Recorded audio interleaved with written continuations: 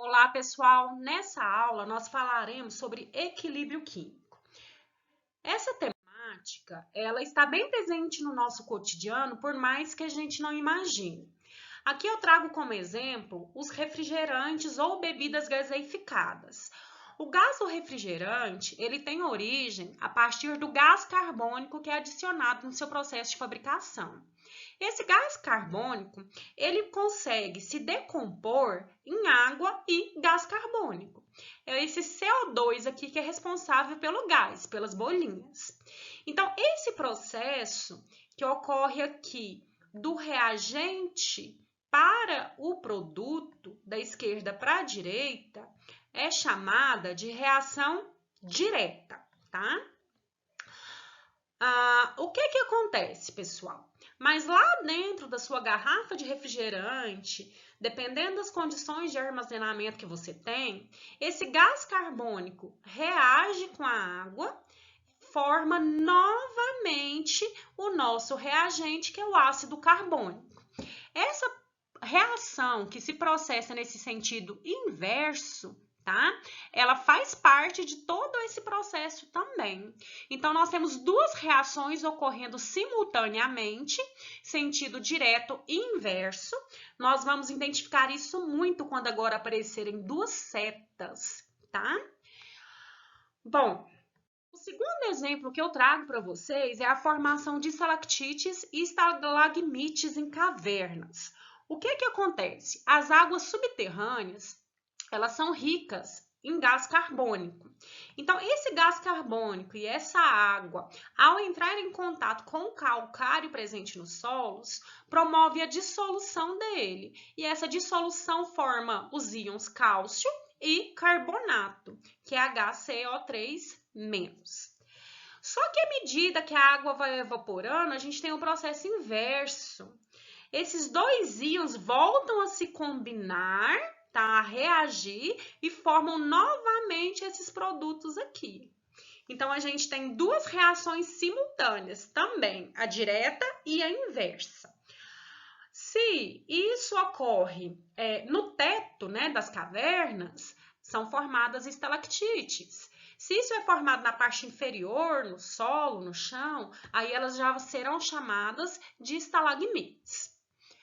Bom, mas quais são as condições químicas para a gente identificar se uma reação está em equilíbrio ou não? São duas. Um dos parâmetros é verificar a velocidade.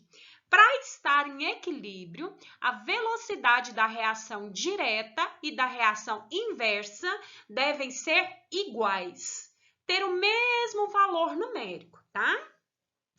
O outro parâmetro é o parâmetro concentração. A partir do momento que uma reação ela atinge o equilíbrio químico, significa que a concentração dos seus reagentes e produtos vai permanecer constante. Aqui eu trago para vocês o exemplo de uma reação química, onde nós temos esse reagente aqui, que é o N2O4, formando aqui como produto 2 mols de NO2. Essa reação que se processa da esquerda para a direita é a direta, e a da direita, que sai do produto e vem para o reagente, é chamada de reação inversa. Vocês verão que nas nossas atividades, esses conceitos aparecem muito na forma de gráfico. Então, nós vamos ter que passar a interpretar, tá? Sempre que pegar uma atividade, olha aqui, pessoal, e observa se ele está falando de velocidade ou de concentração. Nesse caso, esse é um gráfico de velocidade. Observa que ele começa com a velocidade direta lá no topo e a velocidade inversa embaixo, até que eles chegam a um momento que se igualam, que é o chamado tempo de equilíbrio. Esse VD significa velocidade direta. Por que a velocidade direta começa lá no topo do gráfico? Ela vai ter o valor máximo. Porque a velocidade direta, ela começa com quantidade máxima de reagente. Ele vai sendo gasto, então essa velocidade ela vai diminuindo até chegar nesse momento aqui de equilíbrio. Já VI significa velocidade inversa. Por que ela começa em zero? Porque a velocidade inversa, meninos, ela começa no produto. No tempo zero de reação, lá no início você não tem produto ainda. É por isso que ela tem que começar do zero. À medida que a reação vai se processando, é que essa quantidade de produto vai aumentando, tá?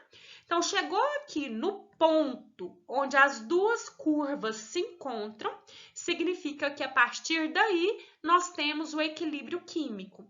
Então, velocidade direta vai ser igual à velocidade inversa. Trago aqui agora um segundo tipo de gráfico que trabalha com aquele outro parâmetro, o parâmetro concentração.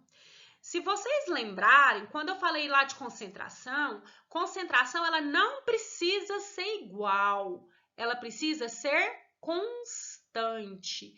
Constante significa que ela não muda de valor, tá? É diferente de igual, quimicamente. Observem que aqui embaixo eu trouxe o exemplo da reação química N2O4 formando 2 mols de NO2, né? Nós vimos em alguns slides anteriores. Observem, pessoal, que a curva laranja é a do reagente, é a do N2O4. Pelo mesmo motivo que a gente já tinha conversado antes, ó, reagente, ele começa máximo a quantidade. Então, ele sempre vai começar no topo do gráfico.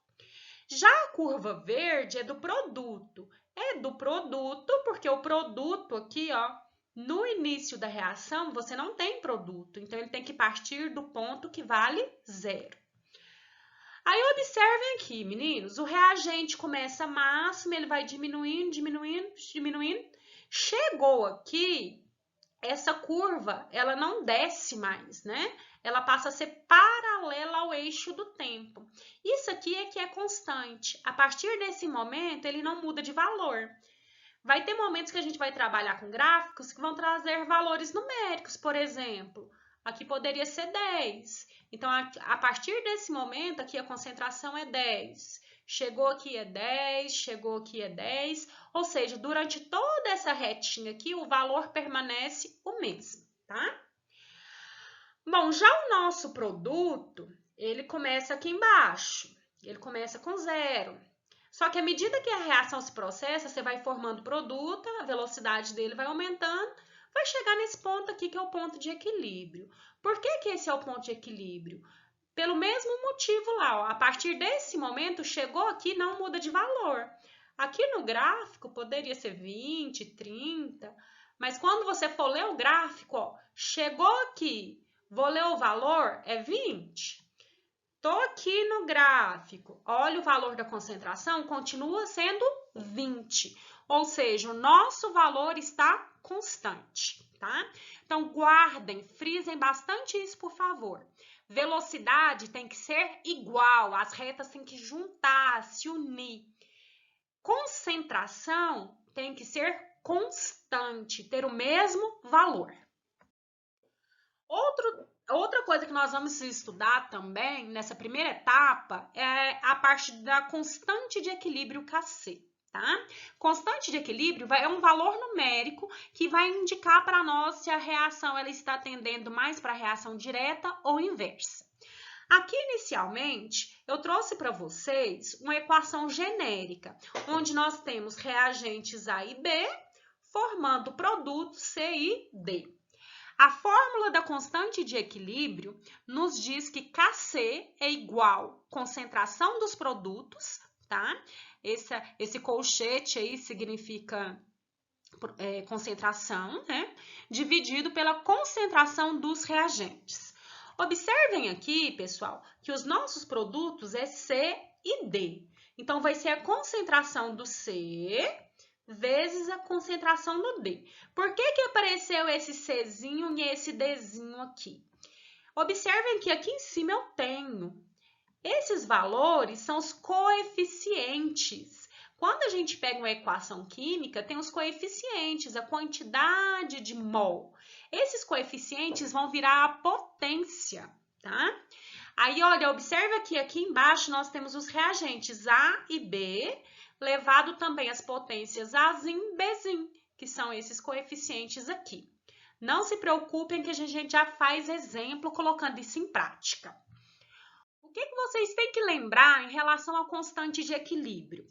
Ela vai depender da reação química, então cada reação tem seu valor de constante de equilíbrio e ela depende também da temperatura. Ela não depende das concentrações iniciais. O que vai interessar para a gente é a concentração no momento do equilíbrio químico. Outra coisa, ela é um número puro. Número puro significa que não tem unidade, não precisa colocar mol por litro por segundo no final, não tem unidade. E finalizando aqui, se a sua substância estiver no estado líquido ou sólido, ela não vai ser escrita na fórmula do equilíbrio, porque substâncias nesses estados físicos não interferem no equilíbrio químico. Vamos colocar isso em prática. Trago aqui o primeiro exemplo. N2, que é o nitrogênio, reagindo com 3 mols de hidrogênio, formando 2 mols de amônia, NH3. Vou escrever a fórmula da constante de equilíbrio, lembrando que a gente começa pelo produto, é o produto em cima. O nosso produto aqui, no caso, é a amônia. Então, NH3, concentração do NH3, o coeficiente dela aqui é 2. Então, ali ele vai virar expoente. Então, vai ser concentração de NH3 ao quadrado. Dividido agora, gente, pelos reagentes, eu tenho 2. Então, começo pelo nitrogênio, concentração de nitrogênio. Observem que o coeficiente não vem escrito, é porque ele é 1. Aqui, ó, então, a potência também vai ser 1. Só que a gente sabe que, né, qualquer número elevado a 1 é ele mesmo. Então, a gente nem precisa escrever, tá? Passo para o meu segundo reagente, que é o hidrogênio. O coeficiente dele aqui é 2. 2 não, me desculpem, é 3. Então, aqui vai ser elevado ao cubo. Essa é a fórmula da constante de equilíbrio para essa equação química. Vamos para o segundo exemplo. Nós temos agora 2 mols de água que se decompõem em 2 mols de hidrogênio e 1 mol de oxigênio. Constante de equilíbrio, concentração primeiro dos produtos, que são 2. Então, concentração do H2, o coeficiente dele é 2. Então, vai ser a concentração do H2 ao quadrado, vezes a concentração do meu segundo produto, que é o oxigênio. Observem que eu nem coloquei potência, porque aqui é 1, né? Lá embaixo, nós vamos colocar o reagente, que é a água. A potência dela agora, ó, o coeficiente vai ser 2. Observem que nesses exemplos, a gente só está escrevendo a equação da constante de equilíbrio. Em alguns exercícios, vão ser fornecidas as concentrações, aí a gente substitui, tá?